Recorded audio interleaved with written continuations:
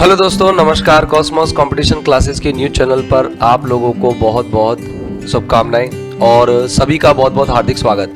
दोस्तों, जैसा कि आप लोग जानते हैं, दिवाली का पर्व बड़ा नज़दीक है। दीपावली, दीपोत्सव का त्योहार है, जहां पर सभी लोग दीप प्रज्वलित करके एक दूसरे के घर पर उसको शेयर भी करते हैं और साथ में एक उजाले की ज़िंदगी में एक उजाले की मुहिम शुरू करते हैं। दोस्तों, ये एक ऐसा त्योहार है जहां पर एक दूसरे के अंदर भाईचारे का भाव होता है और मित्रत्व की भावना हो जाती है, यानी मित्रता की भावना हो जाती है। दोस्तों, आज हम खास इस सेशन में बीके सैनी सर के साथ जुड़े हैं। बीके सैनी सर कंप्यूटर के धुरंधर अध्यापक हैं। मैं कह सकता हूं कि बहुत ही ज़्यादा एक्सपीरियंस्ड हैं, अनुभवी हैं और बहुत तरीके से कंप्यूटर को लेकर के चलते हैं।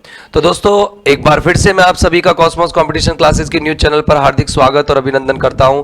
चलो इसी के साथ शुरू करते हैं। बीके सैनी सर, आपका बहुत बहुत स्वागत, बहुत बहुत अभिनंदन। सर, मेरा बच्चों की तरफ से कुछ सवाल है, क्योंकि बच्चे कई बार पूछते रहते हैं मुझे कंप्यूटर के बारे में, तो मेरे कुछ सवाल हैं। उन बच्चों के जो क्वेश्चंस है वो मैं आपसे सीधा कर रहा हूं। सर, उन क्वेश्चंस का प्लीज हमारे बच्चों को ऐसा जवाब दें कि वो बच्चे सेटिस्फाई हों और कहीं उनकी जो तैयारी है उसमें वो बहुत अच्छा कर पाए।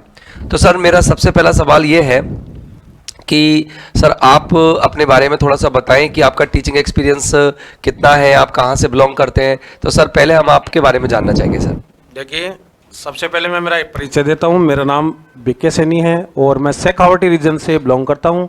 झुंझुनू जिले की नवलगढ़ तहसील से मैं संबंध रखता हूँ और 2013-14 से मैं कंप्यूटर साइंस कोचिंग फील्ड में पढ़ा रहा हूँ और सीकर, जयपुर या जो अदर बीकानेर क्षेत्र, इन क्षेत्रों में मैंने कंप्यूटर अध्यापन करवाया है। और कॉस्मोस कोचिंग परिवार से जुड़े हुए मेरे को 2 साल हो गए हैं। और जो कंप्यूटर साइंस सब्जेक्ट है, स्टार्टिंग में जैसे अपन बात करें, राजस्थान में जो कंप्यूटर साइंस सब्जेक्ट है उसका जैसे अपन बात करें तो पहल है वो 2015 के बाद हुई है। जैसे डिजिटल इंडिया कार्यक्रम सरकार द्वारा प्रारंभ किया गया तो डिजिटलाइजेशन का दौर डिपार्टमेंटल गवर्नमेंट विभागों में आया और जो गवर्नमेंट जो एग्जामिनेशन है, प्रतियोगिता परीक्षा है, उनमें कंप्यूटर जुड़ा है। मैंने सबसे पहला बेच है वो 2013-14 जूनियर अकाउंटेंट आरपीएससी का बेच था। वहाँ से मैंने कोचिंग लाइन में कंप्यूटर पढ़ाना स्टार्ट किया है और कंटिन्यू उस समय से लेकर मैं कंप्यूटर साइंस से जुड़ा हुआ हूँ। सर, बहुत बहुत बढ़िया। देखिए, जो शख्सियत आपके साथ जुड़े हैं, आप लोगों को लगातार यहाँ कंप्यूटर सिखा रहे हैं, कॉस्मोस कंपटीशन क्लासेस में जो कंप्यूटर का अपना अनुभव साझा कर रहे हैं, अपना ज्ञान साझा कर रहे हैं, वो व्यक्ति नवलगढ़ से है। नवलगढ़ बहुत प्यारा शहर है, यहाँ पर फिल्मों की शूटिंग भी चलती रहती है, बहुत अच्छा शहर है और हवेलियों का शहर जिसे अपन कह सकते हैं कि हवेलियाँ बहुत ज़्यादा है वहाँ पर। और सर का जो टीचिंग एक्सपीरियंस है वो भी काबिल तारीफ है। और आप जानते ही हो कि आप सूचना प्रौद्योगिकी जब से जुड़ी है तब से ये मान लीजिए कि टेक्नोलॉजी की दुनिया में एक नवाचार यहाँ पर चल रहा है। कंप्यूटर लगभग सभी प्रतियोगी परीक्षाओं में पूछा जाने लगा है। अब तो केंद्र की परीक्षा सर एसएससी में भी कंप्यूटर लागू कर दिया है, तो हम उसके बारे में भी चर्चा करेंगे। तो सर, मैं सबसे पहला सवाल ये पूछना चाह रहा हूँ कि जो कॉमन एलिजिबिलिटी टेस्ट राजस्थान पात्रता परीक्षा जो अभी राज्य सरकार ने जारी की है, उसमें कंप्यूटर का कितना रोल रहेगा। सर देखिए, अप्रॉक्सीमेटली अपन माने जैसे राजस्थान की जो प्रतियोगिता परीक्षा है जिनको आरएसएमएसएस भी कंडक्ट करवा रही है, उनमें अप्रॉक्सीमेटली अपन माने तो एक फिक्स सा सिस्टम कर दिया कि 10% टोटल पेपर का कंप्यूटर साइंस पूछेगा। तो अपन ये मान के चले 10-15 क्वेश्चन यहाँ पे कंप्यूटर के पूछे जाए। मतलब जैसे 150 क्वेश्चन का पेपर आने वाला है तो आपका लगभग 10% यानी कि 15 प्रश्न, आपके 15 क्वेश्चंस कंप्लीटली किससे आएंगे? आपके कंप्यूटर से आएंगे। तो सर, कंप्यूटर में जैसे अभी सेट का जो सिलेबस आया है, बिल्कुल सर, वो दोनों डिपार्टमेंट्स में, जो कि सेकेंडरी, सीनियर सेकेंडरी डिपार्टमेंट है, ग्रेजुएशन डिपार्टमेंट है, दोनों डिपार्टमेंट्स के अलग अलग आए हैं, ठीक है ना? दोनों स्ट्रीम्स के अलग अलग आए। तो सर, उनमें कहीं सिमिलैरिटी है या दोनों थोड़ा बिल्कुल डिफरेंट है? सर 90% सिमिलरिटी है। एक जैसे अपन बात करें जो सीनियर लेवल का है उसमें आउटपुट डिवाइस का टॉपिक कहीं पे भी लिखा नहीं है, लेकिन अपन मान सकते हैं कंप्यूटर ऑर्गेनाइजेशन लिख दिया तो वो आउटपुट डिवाइस भी इंक्लूड होगा। जबकि अपन 10+2 की बात करें तो उसमें एक टॉपिक ऑपरेटिंग सिस्टम जो आता है वो वहां से रिमूव किया गया है। अच्छा अच्छा। तो सर, इसमें जैसे सीनियर सेकेंडरी लेवल में और ग्रेजुएशन लेवल में कंप्यूटर में कोई क्वेश्चन लेवल का तो डिफरेंस नहीं आएगा? क्वेश्चंस के लेवल का डिफरेंस हो सकता है भाई। अच्छा। ग्रेजुएशन में क्या है कि थोड़ा सा क्वेश्चंस का लेवल है वो अपर लेवल का हो जाएगा। अच्छा। और उसमें जैसे फंडामेंटली टाइप के हैं। अच्छा अच्छा अच्छा अच्छा सर, बहुत बढ़िया। सर, मतलब सर के कहने का जो आशय निकला है वो यह निकला है कि जो दोनों लेवल होंगे यानी सीनियर सेकेंडरी और स्नातक लेवल, उनके कंप्यूटर में ज़्यादा डिफरेंस नहीं आने वाला है। जो लेवल क्वेश्चन का रहेगा वो थोड़ा थोड़ा सा डिफरेंस हो सकता है। बाकी का यह है कि जो मैटर है वो कंटेंट है वो सेम है, दोनों का आपको सेम पढ़ना है। सर फिर हम बात थोड़ी सी आगे करते हैं कंप्यूटर के बारे में कि सर आप थोड़ा सा टॉपिक्स पर हाईलाइट कर सकते हैं कि सर कौन कौन से टॉपिक्स पर बच्चों को विशेष ध्यान देना चाहिए, या कंप्यूटर के पेपर सॉल्व करते समय कौन कौन सी चीज़ों पर विशेष ध्यान देना चाहिए, किस चीज़ पर बच्चों को ज़्यादा दक्षता हासिल करके जानी देखिए चाहिए? सर, कंप्यूटर साइंस में जो क्वेश्चंस बनते हैं जनरली अपन बात करें फंडामेंटल ऑफ कंप्यूटर है, जिसमें अपन कंप्यूटर के हिस्टोरिकल फैक्ट्स भी पढ़ते हैं, कंप्यूटर का इवोल्यूशन कैसे हुआ, कंप्यूटर के कंपोनेंट्स कौन कौन से हैं, इन पे परिचर्चा होती है। लेकिन जहाँ पर अपन RSMSSB की बात करें या RPSC की बात करें तो ये मतलब दो चीज़ों को ज़्यादा हाईलाइट करता है, एक तो सॉफ्टवेयर वाला पार्ट और दूसरा जो नेटवर्किंग वाला है, इंटरनेट वाला। अब अपने यहाँ पे बात करें, सेट में इंटरनेट का कहीं पे भी नहीं लिखा हुआ है। सेट में जो मेन चीज लिखी गई है, जैसे अपन बात करें कैरेक्टरिस्टिक्स ऑफ कंप्यूटर हो गया, कंप्यूटर ऑर्गेनाइजेशंस के बारे में दे दिया, और दो इंपॉर्टेंट टॉपिक है जिनको बच्चों को ज्यादा पढ़ना चाहिए। एक तो जैसे ऑपरेटिंग सिस्टम का टॉपिक है, और एक सबसे मोस्ट इंपॉर्टेंट, जैसे अभी दिल्ली पुलिस के पेपर भी लगे हैं। हाँ हाँ बिल्कुल। तो दिल्ली पुलिस में अभी जैसे माइक्रोसॉफ्ट ऑफिस वाला पोर्शन है, इससे सबसे ज्यादा वेटेज रहा है क्वेश्चंस का। अच्छा, और इसका रीजन भी है, जैसे भाई जब बच्चा क्या है कंपटीशन की प्रिपरेशन कर रहा है, आप कंपटीशन की प्रिपरेशन करने के बाद वो डिपार्टमेंटल ज्वाइन करेगा तो उसको सरकार कंप्यूटर देगी काम करने के लिए, ऑनलाइन काम करने के लिए। बिल्कुल देगी सर। तो वहां पे प्रैक्टिकल अप्रोच की अपन बात करें तो वहां पर MS ऑफिस और इंटरनेट, हाँ उसका इनका प्रॉपर वेटेज नॉलेज ज्यादा होना होता चाहिए। है। तो आपके यहाँ पे जैसे ऑफिस वाला पोर्शन है जिसमें वर्ड, एक्सेल, पावर पॉइंट का टॉपिक दे रखा है, इनको ज्यादा पढ़ना है। और इनमें भी जैसे अपन बात करें स्क्रीन एलिमेंट हो गया, जैसे कोई भी कमांड्स है, कमांड्स के 3 टाइप के प्रश्न आते हैं। कमांड की लोकेशन कहाँ पे होती है, कमांड की शॉर्टकट की क्या होती है, और उसकी फंक्शनलिटी क्या है, इनके बारे में ज्यादा प्रश्न आता है।